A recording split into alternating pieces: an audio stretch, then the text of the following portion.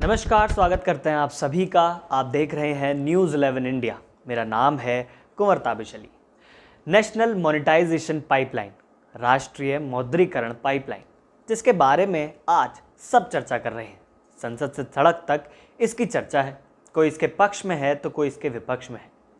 विपक्ष कहता है कि नरेंद्र मोदी जी ने पूरा देश बेच दिया, और वो भी सिर्फ 6 लाख करोड़ रुपए के लिए। वहीं सत्ता पक्ष कहता है कि ये देश हित के लिए किया गया है। उन संपत्तियों को मोनेटाइज किया गया है जिनका सरकार बेहतर तरीके से उपयोग नहीं कर पा रही थी। कौन सही है, कौन गलत है, क्या है माजरा, आज यही सब जानेंगे। सबसे पहले जानते हैं नेशनल मोनेटाइजेशन पाइपलाइन आखिर है क्या। सरकार ने एक योजना का ऐलान किया जिसको नेशनल मोनेटाइजेशन पाइपलाइन का नाम दिया। इस योजना के तहत ब्राउन फील्ड्स एसेट्स, वो एसेट्स जिनका सरकार बेहतर तरीके से उपयोग नहीं कर पा रही थी, यानी उनसे उतना पैसा जनरेट या तो नहीं कर पा रही थी या फिर कम पैसा जनरेट कर पा रही थी, उनको मोनेटाइज यानी उनका मौद्रीकरण करने का ऐलान किया है। यानी कि वो संपत्तियां अब प्राइवेट सेक्टर के हाथों में जाएंगी। आपको उदाहरण से समझाते हैं। मान लीजिए आपके पास एक घर है, आपने एक घर बनाया है जिससे आप कुछ कमाई करना चाहते हैं, चाहे उसको किराए पर उठाना चाहते हैं, लेकिन आप खुद ये काम नहीं कर पा रहे हैं।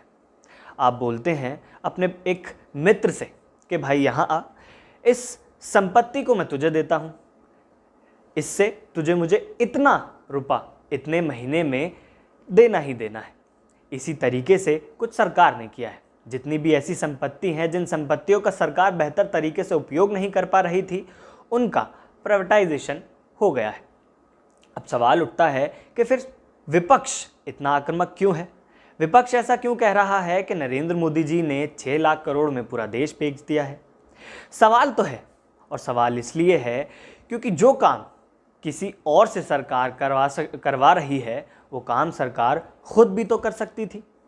यानी कि मोनेटाइजेशन किसी और से कराने की बजाय सरकार खुद भी तो उन संपत्तियों से कमाई कर सकती थी।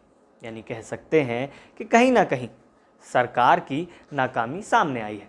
लेकिन जो ये कह रहे हैं कि देश को बेच दिया है, ये गलत है, क्योंकि कहीं ना कहीं वो ब्राउन फील्ड्स एसेट्स, वो संपत्तियां जिनसे सरकार बेहतर पैसा नहीं निकाल पा रही है, यदि उनको प्राइवेट हाथों में देने से अच्छा पैसा निकल सकता है तो क्या बुराई है।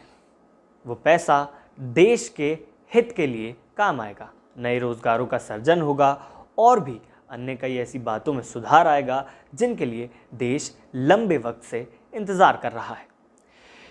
इस बारे में निर्मला सीतारमण, हमारी वित्त मंत्रालय ने कहा कि जो लोग ये बोल रहे हैं कि 6 लाख करोड़ रुपए के लिए सरकार ने देश बेच दिया, ये गलत है। नीति आयोग के सीईओ अमिताभ कांत ने कहा योजना के ऐलान के वक्त कि संपत्ति का मालिकाना हक सरकार के पास ही रहेगा, तो फिर बेचने जैसी बात कहां से आ जाती है। हालांकि ये भी कुछ सवाल हैं कि बहुत सारी संपत्तियां प्राइवेट हाथों में जाने से, जैसे कि रेलवे जो सबसे ज़्यादा सरकारी नौकरी प्रदान करती है, क्या उस पर फर्क आएगा? क्या महंगाई पर कुछ फर्क आएगा? ये सब सवाल खड़े हो जाते हैं। बाकी छोड़ते हैं जनता पर। आप इस बात को, इस योजना को किस तरीके से अपने अनुसार इवैल्यूएट करते हैं। नमस्कार।